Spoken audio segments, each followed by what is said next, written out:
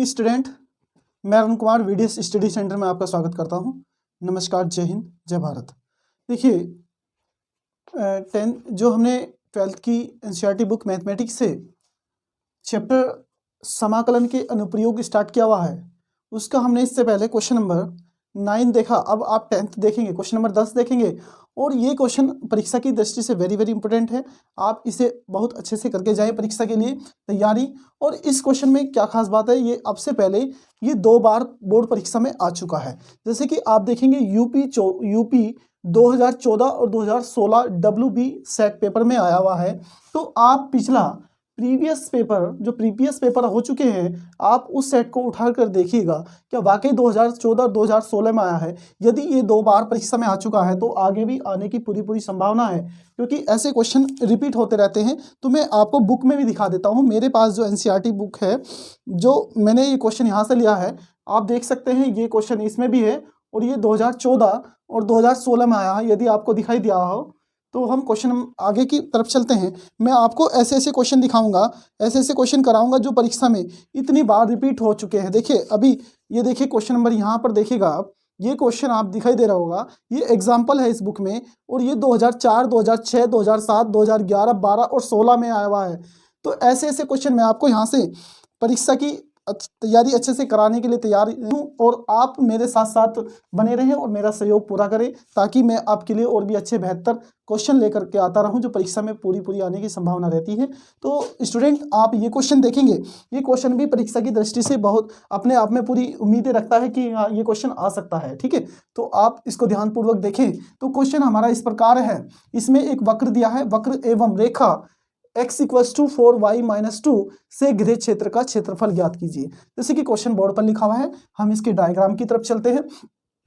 तो डायग्राम कुछ इस प्रकार से बनेगा इसका दोस्तों। तो यहां से ये y पर बनेगा दोस्तों। डियर स्टूडेंट, कुछ इस तरह से बनेगा। मैं इसको थोड़ा सा और सही से बना देता हूं। तो डियर स्टूडेंट, ये इस तरह से बनेगा कुछ। तो आप देखेंगे यहाँ से, और ये जो ये जो यहाँ पर जो समीकरण दे रखी है, रेखा दे रखी है, हम इसको कैसे लिखेंगे? y = mx आपने पढ़ रखा है, y = mx मैंने कितनी बार बताया है। जो इसकी लाइन है वो कहाँ से जाती है, लेकिन इसमें क्या है, x = 4y-2। तो इसकी लाइन कहाँ से जाएगी? देखिए, हम इसको ऐसे लिख सकते हैं, x + 2 = 4y, या हम y = x + 2 अपॉन में कितना कर देंगे, 4।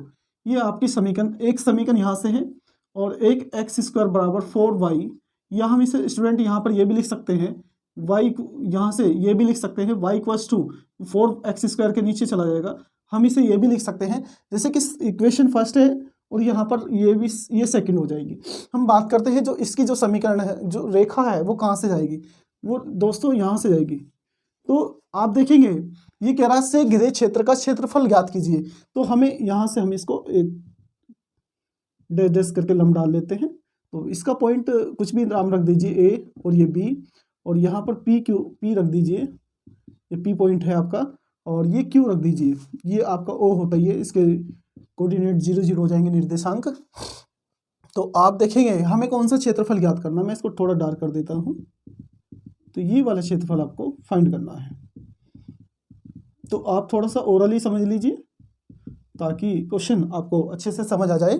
तो क्वेश्चन आप देखेंगे, क्वेश्चन हमने क्या करना है, पहले हम इसके पॉइंट, जो ये लाइन जो है वक्र को 2 जगह से काट रही है, पहले इन दोनों के प्रतिच्छेद बिंदु हम ज्ञात करेंगे। ठीक है, उसके बाद क्या करेंगे, यहाँ से यहाँ तक का लाइन से नीचे का जो कवर है वो जो कवरेज एरिया हम उसको फाइंड करेंगे। फिर हमने क्या करना होगा कि जो यहाँ से जो वक्र से जो कवर है एरिया, उसको पूरे में से हम घटा देंगे। घटाने के बाद जो आएगा वो आपका CD आ जाएगा, मीन्स घिरे क्षेत्र का क्षेत्रफल। जो भी हमें निकलवा रहा है, जो भी हमसे ज्ञात करवा रहा है, वो क्षेत्रफल आ जाएगा। तो दोस्तों, हमने पहले क्या करना होगा, दोनों समीकरण से हमने पहले x और y की वैल्यू ज्ञात कर लेनी है। तो समीकरण 1 व 2 को हल करने पर आपने देखा होगा, हल करने पर, तो दोस्तों आपने देखा होगा y की वैल्यू यहाँ ये भी y की वैल्यू और ये भी y की वैल्यू, क्यों ना दोनों को इक्वल रख दें। तो यहाँ से x square upon 4 equals to x plus 2 upon 4, 4 से 4 कैंसिल, तो x square equals to x plus 2। बात करते हैं इसको, इधर ले आते हैं, x square minus x minus 2 equals to 0। तो यहाँ पर हमें एक क्वाड्रेटिक इक्वेशन मिल जाती है और हम इसको हल कर लेते हैं। तो जैसे कि हमने हाई स्कूल और 9th में भी हमने ये इक्वेशन सोल्व करी है, तो यहाँ से 2 के ऐसे फैक्टर जो घटा करके 1 आ जाए, तो हम लिखेंगे 2x, और यहाँ से देखेंगे आप प्लस के x माइनस के 2 equals to 0, x minus 2 plus 1 x minus 2 equals to 0, x plus 1 और एक आपका आ जाएगा x माइनस 2 इक्वल्स टू 0। तो x के दो मान आ जाएंगे, x माइनस x बराबर -1 और एक 2। यहाँ से x की दो वैल्यू आ गई, तो हमने फिर क्या करना होगा स्टूडेंट, यहाँ से y की वैल्यू फाइंड करनी होगी। तो y की वैल्यू फाइंड करनी होगी, आप देखेंगे यदि हम a के पॉइंट की बात करें तो a का दोस्तों यहाँ से -1 और 0 आ जाएगा, और b की बात करें दोस्तों यहाँ से b की बात करें तो 2,0 आ जाएगा। तो बात करते हैं अभी हमें y की वैल्यू निकालनी होगी। यदि हमें ये वाले कोऑर्डिनेट चाहिए तो हमें y की वैल्यू भी निकालनी होगी। जब आप देखेंगे x बराबर -1 रखेंगे, तो यहाँ से y की वैल्यू आप चाहे यहाँ से निकाल लें चाहे यहाँ से निकाल लें, आप कहीं से भी निकाल सकते हैं जहाँ से आपका मन करता है। तो देखिए जब x बराबर 1 होगा तब y की वैल्यू यहाँ से देखेंगे समीकरण 1 से, तो y की वैल्यू देखेंगे -1 का स्क्वायर 1 हो जाएगा और अपॉन में 4। y की वैल्यू कितनी आएगी, जब हमने x बराबर 1 रखी तब y की वैल्यू 1/4 आ जाएगी। हमने यहाँ पर x की वैल्यू यहाँ पर रखी, तो जब देखेंगे आप x बराबर 2 रखेंगे तब y की वैल्यू कितनी होगी। ठीक है, ये हमारा वक्र था, वक्र की समीकरण थी, और ये आपकी रेखा थी, तो हमने दोनों ली। तो यहाँ से देखेंगे जब x बराबर आपका 2 होगा तब y की वैल्यू कितनी होगी। यहाँ से देखिए 2 रखिए आप, जब आप 2 रखेंगे 2 का स्क्वायर 2, 4, 2 का स्क्वायर 4, और यहाँ से 4/4 कितना हो जाएगा, 1 हो जाएगा।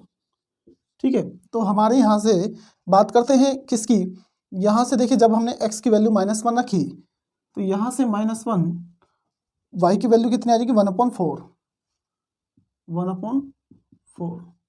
बात करते हैं इसकी, जब आपने x की वैल्यू 2 रखी तो y की वैल्यू कितनी आ जाएगी, 1 आ जाएगी। यहाँ से 2 और यहाँ से 1।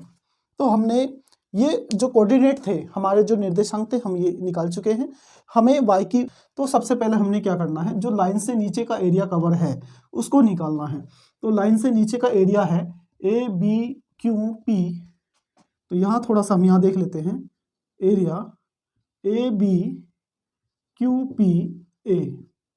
तो हमने यहाँ से स्टार्ट किया था, हमने A से स्टार्ट किया, A तक ही खत्म किया, क्योंकि एक घिरा क्षेत्रफल है इसलिए मैंने इसको बाउंडेड एरिया लिया है, ABQPA पूरा कवर। ठीक है, तो यहाँ से देखेंगे आप लिमिट कहाँ से कहाँ तक की, माइनस, या तो आप -1 से 2 तक लीजिए, या यहाँ से लगा लीजिए -1 से 2 तक, क्योंकि वो लाइन से कवरेज है। और यहाँ से -1 से आप देखेंगे एरिया 2 तक, हमारी लिमिट क्या है, -1 से 2 तक है, और ये लाइन से कवर है। हमने यहाँ से यहाँ तक नहीं लिया, क्योंकि हमने पॉइंट कहाँ से कहाँ तक है, यहाँ तक, तो यहाँ से यहाँ तक का लिया है, और हमें इससे कोई मतलब नहीं है बाकी जो एरिया है। तो आप देखेंगे जो लाइन का, जो रेखा का जो समीकरण है, आप देखेंगे मैंने यहाँ पर लिखा है y बराबर dx। यदि आप इसको -1 से 2, समीकरण कितनी है, 1/4 आगे ले लेते हैं, क्योंकि ये कांस्टेंट वैल्यू है, और आप देखेंगे x + 2 और यहाँ से dx, तो आपने देखा 1/4। जब आप इसका इंटीग्रल करेंगे x स्क्वायर, देखिए 2 नीचे भी आएगा, और 2 का करेंगे तो 2x हो जाएगा। दोस्तों आपने इंटीग्रल पढ़ा होगा तो अच्छे से समझ गए होंगे, क्योंकि कांस्टेंट वैल्यू आगे आ जाती है, 1 का x हो जाता है। -1 से आप देखेंगे 2 तक है, और पहले आपने क्या करना होगा, पहले आपको अपर लिमिट रखनी होगी, 2 यहाँ पर रखेंगे, 2 का वर्ग 4 अपॉन में 2 + 2 × 2। फिर आप लोअर लिमिट रखेंगे, लोअर लिमिट आपकी -1 है, तो इसको हम ब्रैकेट में कर देते हैं, तो -1 का स्क्वायर अपॉन में 2 ऐसे ही रहे, + 2 × -1। तो आप देखेंगे यहाँ से 1/4, तो यहाँ से 2 से 2 4 कैंसिल हो जाएगा, 2 टाइम्स हो जाएगा, तो यहाँ से 2 2 ज़ा 4, यहाँ से 2 आ जाएगा, 2 2 ज़ा 4, और -1/2, और माइनस यहाँ से देखिए प्लस माइनस माइनस, और एक माइनस यहाँ से है, +2 आ जाएगा।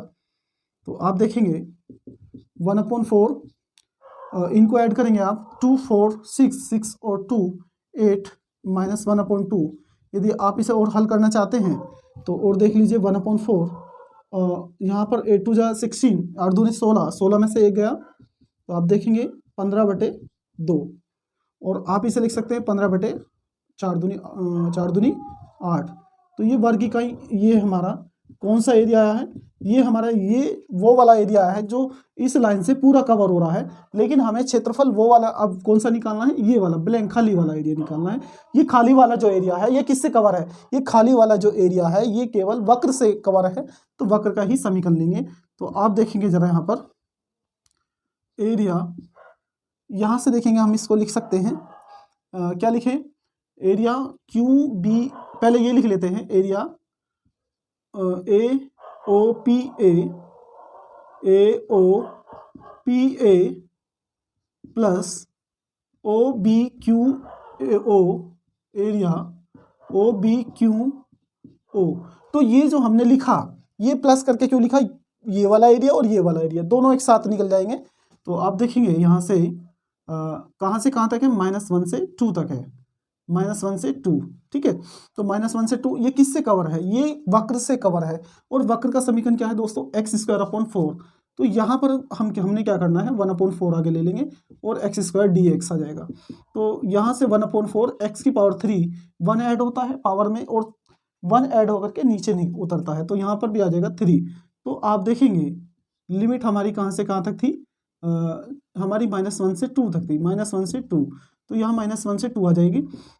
4 × 12, आप इसको कांस्टेंट वैल्यू को आगे लिख लेंगे, और पहले अपर लिमिट रख लेंगे 2 की पावर 3, हमने 3 आगे ले लिया, 12 हो गया था, और फिर -1 की पावर 3।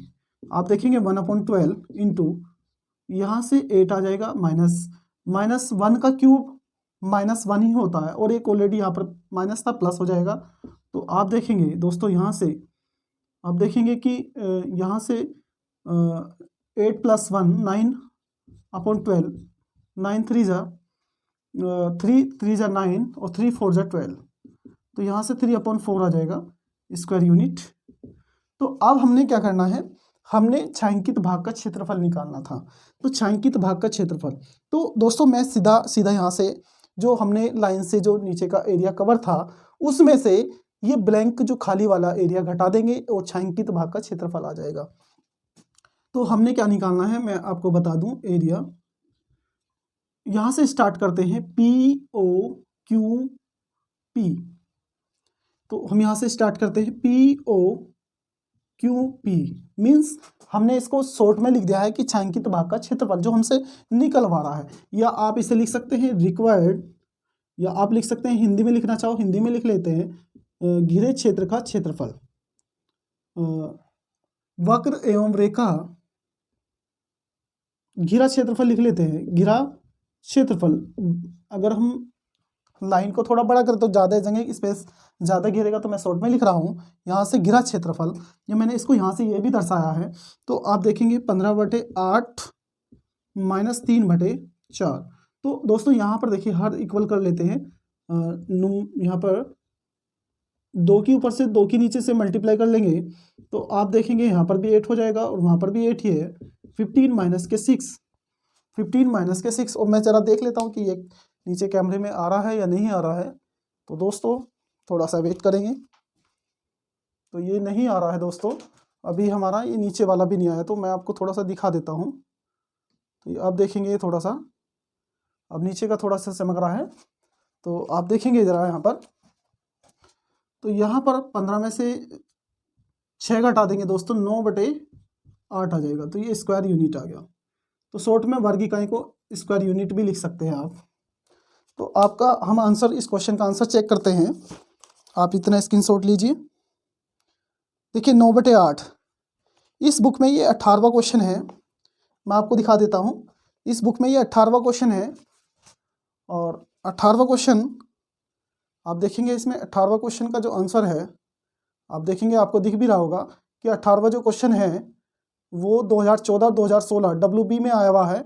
आप इसका आंसर देखेंगे कि ये 9/8 आपको दिख रहा होगा, ठीक है, 9/8। तो